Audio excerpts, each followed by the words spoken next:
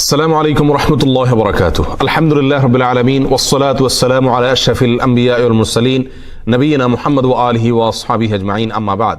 সুপ্রিয় দর্শক শ্রোতা ভাই বোনেরা, পহেলা মে আন্তর্জাতিক শ্রমিক দিবস বা মে দিবস। এই দিবস উপলক্ষে পৃথিবীর প্রায় ৮০টি দেশে সরকারি ছুটির ব্যবস্থা থাকে। বিভিন্ন মানবাধিকার সংস্থা এবং শ্রমিক সংগঠনগুলো এই দিবসে শ্রমিকদের বিভিন্ন অধিকার নিয়ে কথা বলে থাকেন। নানা আয়োজনে এই দিবসটি উদযাপন করা হয়ে থাকে। আজ আমরা আলোচনা করব কোরআন এবং সুন্নাহ তথা ইসলামে একজন শ্রমিককে কি মর্যাদা দেওয়া হয়েছে, একজন শ্রমিকের কোন কোন অধিকারগুলোকে সংরক্ষণ করা হয়েছে। আজকের মানবাধিকার সংস্থা এবং শ্রমিক সংগঠনগুলোর জন্মেরও শত শত বছর আগে কোরআন এবং সুন্নাহ তথা ইসলাম শ্রমিকদের যে সকল মর্যাদা এবং অধিকারের কথা বলেছে তা আমরা বেশিরভাগ মানুষই জানি না। এ বিষয়ে কোরআন এবং সুন্নাহর উদ্ধৃতিসমূহ জানার পরে আমাদের কাছে সুস্পষ্টভাবে প্রতীয়মান হয়ে যাবে যে একজন মুসলিমকে মানবিক হওয়ার জন্য, একজন মুসলিমকে মানবাধিকার শেখার জন্য, একজন মুসলিমকে প্রকৃত মানুষ হওয়ার জন্য কোনো মানবাধিকার সংস্থা বা সংগঠনের দ্বারস্থ হওয়ার আদৌ প্রয়োজন নেই, বরং এ বিষয়ে কোরআনে কারিমে রয়েছে সুস্পষ্ট এবং বিশদ নীতিমালা এবং গুরুত্বপূর্ণ আলোচনা।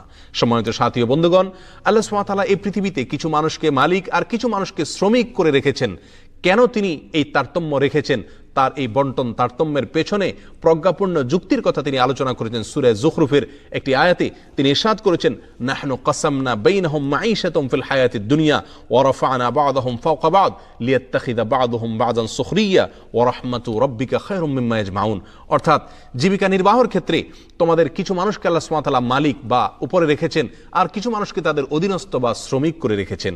আর এটা এজন্য করে রেখেছেন আল্লাহ সুবহানাহু ওয়া তাআলা, যদি এটা না হতো আর সকলেই মালিক হতো, তাহলে পৃথিবীর বর্তমান যে ধারা আমরা দেখতে পাচ্ছি, যে স্থিতিশীলতা এবং স্বাভাবিকতা আমরা দেখতে পাচ্ছি, এটি থাকতো না, এটি ব্যাহত হতো। অতএব আল্লাহ সুবহানাহু ওয়া তাআলা তিনি সকল প্রজ্ঞাবানদের সেরা এবং শ্রেষ্ঠ, তিনি আহকামুল হাকিমিন। তার প্রতিটি বন্টনের পেছনেই রয়েছে অনেক প্রজ্ঞাপূর্ণ যুক্তি এবং ব্যাখ্যা। তবে এক্ষেত্রে দুটি পয়েন্ট অত্যন্ত গুরুত্বপূর্ণ এবং প্রণিধানযোগ্য। তার এক নম্বর হলো, আল্লাহ সুবহানাহু ওয়া তাআলার কাছে একজন মানুষের সম্মানিত হওয়াটা নির্ভর করে ব্যক্তির আমলের উপরে, কর্মের উপরে। একজন মানুষ যখন সৎ কর্মশীল হন, নেককার হন, ভালো মানুষ হন, তিনি যখন অসৎ এবং মন্দ কাজ থেকে নিজেকে বাঁচিয়ে রাখেন, তিনি আল্লাহ সুবহানাহু ওয়া তাআলার কাছে সবচেয়ে শ্রেষ্ঠ এবং সবচেয়ে মর্যাদাবান হিসেবে বিবেচিত হন। এই ক্ষেত্রে তার পেশা মোটেও বিবেচনার বিষয় থাকে না। আল্লাহ সুবহানাহু ওয়া তাআলা বলেছেন, ইন্না আকরামাকুম ইনদাল্লাহি আতকাকুম, নিশ্চয়ই তোমাদের ভিতরে সবচেয়ে সম্মানিত হলেন আমার কাছে বা আল্লাহর কাছে তিনি, যে ব্যক্তি তোমাদের ভিতরে সবচেয়ে বেশি মুত্তাকি, সবচেয়ে বেশি পরহেজগার, সবচেয়ে ভালো মানুষ এবং সৎকর্মশীল বান্দা। সম্মানিত সাথী বন্ধুগণ, অতএব আল্লাহ সুবহানাহু ওয়া তাআলা কাউকে শ্রমিক এবং কাউকে মালিক করে রাখলেও এটা অত্যন্ত সাময়িক সময়ের জন্য। আল্লাহ সুবহানাহু ওয়া তাআলার কাছে কিয়ামতের দিন মর্যাদার আসনে আসীন হবেন সেই ব্যক্তি যার কর্ম দুনিয়াতে সবচেয়ে ভালো থাকবে এবং যিনি সৎকর্মশীল এবং নেককার বান্দা হিসেবে নিজেকে প্রমাণ করতে পারবেন, তার স্বাক্ষর তিনি রাখতে পারবেন। আর দ্বিতীয় যে পয়েন্টটি এক্ষেত্রে গুরুত্বপূর্ণ এবং লক্ষণীয়, তা হলো আল্লাহ সুবহানাহু ওয়া তাআলা পৃথিবীর স্বাভাবিক ধারাকে অব্যাহত রাখার স্বার্থে কিছু মানুষকে শ্রমিক করে রাখলেও তাদের সুস্পষ্ট অধিকার সমূহ এবং মর্যাদার কথা আলোকপাত করেছেন কোরআনে এবং তার নবী আলাইহিস সালামের মাধ্যমে হাদিসের বিভিন্ন পরতে পরতে। এছাড়াও একজন শ্রমিক তিনি মালিকের অধীনস্থ হলেও আল্লাহ সুবহানাহু ওয়া তাআলা কোনো কোনো দিক থেকে তার মালিক থেকেও তাকে রিচ এবং সমৃদ্ধ করে রেখেছেন, সম্মানিত করে রেখেছেন, সুখী করে রেখেছেন, যা অনেক সময় আমরা আঁচও করি না বা টেরও পাই না। অতএব আল্লাহ সুবহানাহু ওয়া তাআলা আহকামুল হাকিমিন, তার প্রতিটি বন্টনের পেছনে রয়েছে সীমাহীন প্রজ্ঞাপূর্ণ যুক্তি এবং ব্যাখ্যা, যা আমাদের অনেক সময় অজানাই থেকে যায়। সম্মানিত সাথী বন্ধুগণ, এই পৃথিবীতে জীবিকা নির্বাহের যত ব্যবস্থা রয়েছে, যত উপায় রয়েছে, এর ভেতরে সবচেয়ে সম্মানিত, সবচেয়ে শ্রেষ্ঠ, সবচেয়ে উত্তম জীবিকা হলো একজন শ্রমিকের জীবিকা, একজন শ্রমিকের উপার্জন। এ বিষয়ে সহিহ বুখারীর একটি হাদিসে নবী আলাইহিস সালাম বলেছেন, মা আকালা আহাদুন তুআমান কাত্তু খায়রাম মিন আন ইয়াকুলা মিন আমালি ইয়াদিহি। একজন মানুষ তার হাত দ্বারা কামাই করে, পরিশ্রম করে, উপার্জন করে তিনি যে খাবার গ্রহণ করে থাকেন, যে আহার গ্রহণ করে থাকেন, তার চাইতে উত্তম আহার, তার চাইতে উত্তম খাবার পৃথিবীতে অন্য কোনো পেশার, অন্য কোনো মানুষ আর গ্রহণ করে না। অর্থাৎ অন্য কোনো পেশার মানুষের জীবিকা, তার আহার এতটা পবিত্র, এতটা শ্রেষ্ঠ নয় যতটা পবিত্র এবং শ্রেষ্ঠ একজন মানুষ যিনি তার হাত দিয়ে কামাই করে খেয়ে থাকেন, যিনি তার ঘাম ঝরিয়ে তারপরে উপার্জন করে থাকেন। নবী আলাইহিস সালাম আরো বলেছেন, ওয়া ইন্না নাবিয়াল্লাহি দাউদ কানা ইয়াকুলু মিন আমালি ইয়াদি। আর আল্লাহর নবী দাউদ আলাইহিস সালাম তিনি নিজের হাতে উপার্জন করে তা থেকে তিনি তার আহার জোগাড় করতেন, উপার্জন করে তিনি খেতেন। দাউদ আলাইহিস সালাম ছিলেন তার যুগে রাষ্ট্রের সর্বোচ্চ আসনে আসীন। একজন রাষ্ট্রপ্রধান হয়েও তিনি লৌহ শিল্পের সঙ্গে নিজেকে সংশ্লিষ্ট করে তার জীবিকা নির্বাহ করতেন। সহিহ মুসলিমের হাদিসে আসছে, জাকারিয়া আলাইহিস সালাম ছিলেন নজ্জার বা কাঠমিস্ত্রি, এবং বেশিরভাগ নবী রাসূলগণই ছাগলের রাখাল ছিলেন বা বিভিন্ন পশু গবাদি পশুর রাখাল ছিলেন। এই রাখালি করে তারা তাদের জীবিকা নির্বাহ করতেন। সম্মানিত উপস্থিতি, আল্লাহ সুবহানাহু ওয়া তাআলার কাছে এই পৃথিবীতে সবচেয়ে মর্যাদাবান, সবচেয়ে শ্রেষ্ঠ হলেন আম্বিয়া কেরাম আলাইহিমুস সালাতু ওয়াস সালাম। সেই নবী রাসূলগণকে আল্লাহ সুবহানাহু ওয়া তাআলা শ্রমিকদের কাতারে রেখেছেন, এবং সকল নবী রাসূলগণই কোনো না কোনো ক্যাটাগরির শ্রমজীবী ছিলেন। এ থেকে ইসলামে একজন শ্রমিকের শ্রমের যে মর্যাদা রয়েছে তা অত্যন্ত পরিষ্কারভাবে ফুটে ওঠে। এবার আসা যাক একজন শ্রমিকের জন্য কি কি অধিকার সংরক্ষণ করেছে ইসলাম। এক নজর আমরা সেই বিষয়টি জেনে নেই। একজন শ্রমিকের কাছে সবচেয়ে গুরুত্বপূর্ণ বিষয় হলো তার পারিশ্রমিক। আর কোরআনে কারীমে 150টি জায়গায় আল্লাহ সুবহানাহু ওয়া তাআলা আজর বা পারিশ্রমিকের কথা উল্লেখ করেছেন। অর্থাৎ একজন শ্রমিকের পারিশ্রমিকের বিষয়টিকে কোরআনে কারীমে এত বেশি গুরুত্ব দেওয়া হয়েছে যে 150টি জায়গায় আজর বা পারিশ্রমিকের কথাটি আল্লাহ সুবহানাহু ওয়া তাআলা উল্লেখ করেছেন। আল্লাহ তাআলা অন্য এক আয়াতে বলেছেন, ওয়ালা তাবখাসুন নাসা আশিয়াআহুম, তোমরা মানুষকে কোনো কিছুতে কোনো অবস্থাতে ঠকাবে না। একজন শ্রমিক তিনি সরল, অথবা আল্লাহ সুবহানাহু ওয়া তাআলা আপনাকে তার চাইতে শক্তিশালী করে রেখেছেন, তাকে দুর্বল করেছেন, এই অজুহাতে বা এই কারণে আপনি কোনো অবস্থাতে তাকে ঠকাতে পারেন না। এটাই হলো ইসলামের শিক্ষা এবং নির্দেশ। সহিহ বুখারীর এক হাদিসে আসছে, নবী আলাইহিস সালাম বলেছেন, হাদিসে কুদসিতে আল্লাহ সুবহানাহু ওয়া তাআলা বলেছেন, আমি কিয়ামতের দিন 3 ব্যক্তির বিরুদ্ধে স্বয়ং বাদীর ভূমিকায় থাকব। আল্লাহ বাদী মামলা হবে 3 ব্যক্তির বিরুদ্ধে।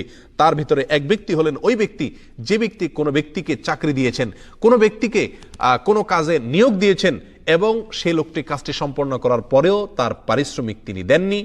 কিয়ামতের ময়দানে আল্লাহ সুবহানাহু ওয়া তাআলা স্বয়ং নিজে এই জালেম এবং এই ব্যক্তির বিরুদ্ধে বাদীর ভূমিকায় থাকবেন। সুনান ইবনে মাজার এক হাদিসে আসছে, নবী আলাইহিস সালাম বলেছেন, উতুল আজিরা আজরাহু ক্বাবলা আন ইয়াজুফা ইরকাহ, একজন শ্রমিকের গায়ের ঘাম শুকাবার আগে আগে তার শ্রম তাকে বুঝিয়ে দাও। এ থেকে একেবারে পরিষ্কারভাবে ফুটে উঠলো যে ইসলাম একজন শ্রমিকের পারিশ্রমিকের বিষয়ে কোনো প্রকার ছাড় দেওয়ার স্কোপ রাখে নাই, বরং এটাকে সর্বাধিক গুরুত্ব দিয়ে রেখেছে। আমাদের দৈনন্দিন জীবনে কাজের বুয়া থেকে নিয়ে নানা শ্রেণী পেশার মানুষকে আমরা বিভিন্ন সময় নিয়োগ দিয়ে থাকি। এই সমস্ত লোকদের পারিশ্রমিক পরিশোধের ক্ষেত্রে কোরআন এবং সুন্নাহর এই নীতিমালাকে অত্যন্ত গুরুত্বের সাথে মাথায় রাখা একজন মুসলিমের জন্য অপরিহার্য এবং কর্তব্য।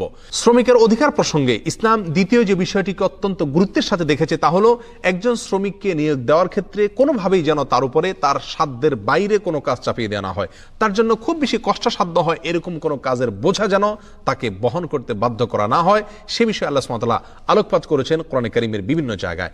আল্লাহ নবী মূসা আলাইহিস সালাতু ওয়াস সালামকে যখন রাখাল হিসাবে নিয়োগ দিলেন শুআয়ব আলাইহিস সালাতু ওয়াস সালাম, তখন তিনি একটি উক্তি করেছিলেন, আর সেটি আল্লাহ সুবহানাহু ওয়া তাআলার কাছে পছন্দ হয়েছে বিধায় আল্লাহ তাআলা কোরআনে কারীমের অংশ করে দিয়েছেন। আল্লাহ বলেছেন যে শুআয়ব আলাইহিস সালাতু ওয়াস সালাম মূসা আলাইহিস সালামকে বলেছিলেন, তাকে কাজের ভার বুঝিয়ে দেওয়ার পরে, ওমা উরিদু আন আশুক্কা আলাইক সাতাজিদুনি ইনশাআল্লাহু মিনাস সালিহিন, আমি তোমাকে যে কাজের দায়িত্ব দিয়েছি, ভার দিয়েছি, আমি চাই না তোমার উপরে কোনো প্রকার কষ্ট চাপিয়ে দিতে, বোঝা চাপিয়ে দিতে, তোমার সাধ্যের বাইরে কোনো কিছু চাপিয়ে দিতে।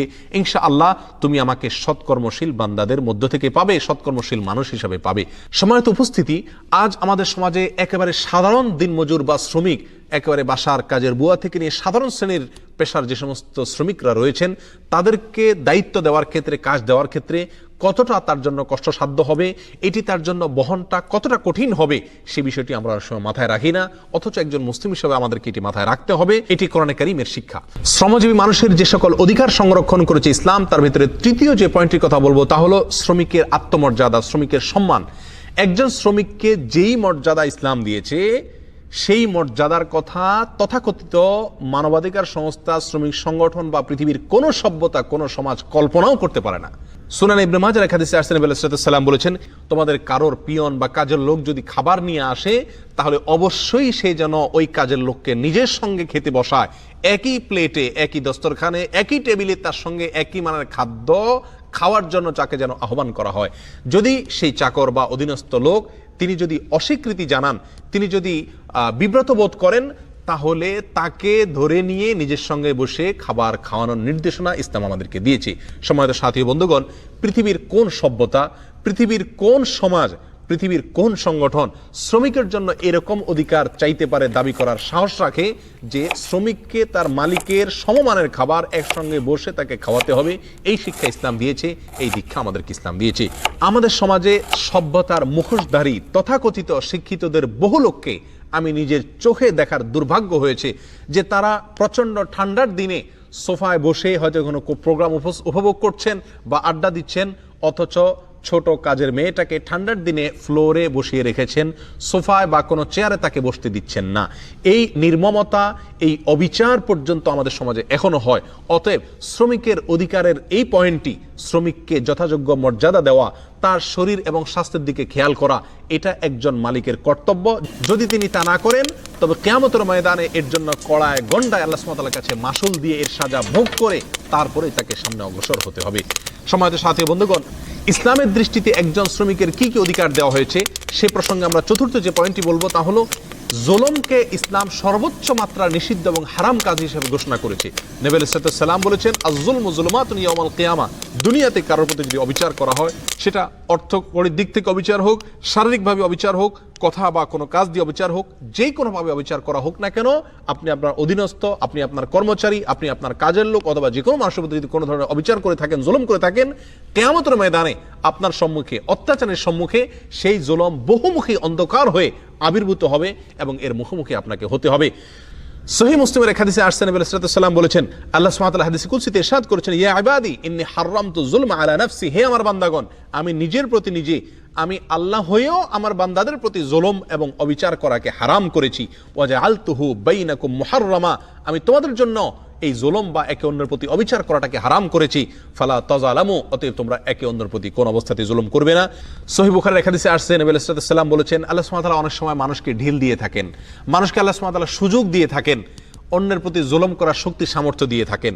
আল্লাহ সুবহানাহু ওয়া তাআলা পাকড়াও করেন না, সে জুলুম করতেই থাকে, কিন্তু একটা সময় আল্লাহ সুবহানাহু ওয়া তাআলা ঠিকই তাকে পাকড়াও করেন, তখন তার আর পালাবার কোনো পথ থাকে না। শ্রমজীবী মানুষের প্রতি জুলুম এবং অবিচার প্রসঙ্গে নবী আলাইহিস সালামের জীবনের ঐতিহাসিক একটি ঘটনা, একটি উজ্জ্বল দৃষ্টান্ত আমাদের সম্মুখে রয়েছে। সাহাবী আবু মাসউদ রাদিয়াল্লাহু তাআলা আনহু বর্ণনা করেছেন, একবার আমি আমার এক কৃতদাসকে তার কোনো একটি ভুলের কারণে প্রহার করছিলাম, তাকে মারছিলাম। পেছন থেকে নবী আলাইহিস সালাম এই দৃশ্য দেখে তিনি বলে উঠলেন, লাল্লাহু আকদারু আলাইকা মিনকা আলাই, মনে রাখবে তুমি এই কৃতদাসের প্রতি, এই শ্রমজীবী মানুষটার প্রতি, এই অধীনস্থ লোকটার প্রতি তোমার যে পাওয়ার রয়েছে, তোমার যে কর্তৃত্ব রয়েছে, যে প্রভাব রয়েছে, আল্লাহ সুবহানাহু ওয়া তাআলার প্রভাব এবং পাওয়ার তোমার উপরে তার চাইতে অনেক বেশি রয়েছে। অতএব আল্লাহকে তুমি ভয় করো। তখন সেই সাহাবী নবী সাল্লাল্লাহু আলাইহি ওয়াসাল্লামের এই কথা শুনে সঙ্গে সঙ্গে সেই কৃতদাসকে চিরকালের জন্য মুক্ত করে দিলেন। এ হলো ইসলামের নবী আমাদের রাসূল করিম সাল্লাল্লাহু আলাইহি ওয়াসাল্লামের মহানুভবতা। এই ছিল শ্রমজীবী মানুষের অধিকার আদায় করার ক্ষেত্রে, অধিকার সংরক্ষণ করার ক্ষেত্রে, জুলুমের হাত থেকে শ্রমজীবী মানুষকে বাঁচাবার ক্ষেত্রে তার বলিষ্ঠ ভূমিকার উজ্জ্বল দৃষ্টান্ত। এই ঘটনা থেকে শিক্ষা গ্রহণ করে আমাদের অধীনস্থদের প্রতি আমাদেরকে সদয় হতে হবে, তাদের অধিকারগুলোকে সংরক্ষণ করতে হবে, তাদের যথাযোগ্য মর্যাদা দেওয়ার ব্যাপারে আমাদেরকে দৃঢ় প্রত্যয় ব্যক্ত করতে হবে এবং দৃঢ় প্রতিজ্ঞা আমাদেরকে করতে হবে। আল্লাহ সুবহানাহু ওয়া তাআলা সব ধরনের অবিচার থেকে আমাদের সবাইকে হেফাজত করুন, সংরক্ষণ করুন। পৃথিবীর সকল শ্রমজীবী মানুষ যেন তাদের ন্যায্য অধিকার পান, তারা যেন তাদের যথাযোগ্য মর্যাদা পান, সেই কামনা আল্লাহ সুবহানাহু ওয়া তাআলার কাছে ব্যক্ত করে আজকের মতো এখানে বিদায় নিচ্ছি। ওয়া আখিরু দাওয়ানা আলহামদুলিল্লাহি রাব্বিল আলামিন। ওয়াসসালামু আলাইকুম ওয়া রাহমাতুল্লাহি ওয়া বারাকাতুহু।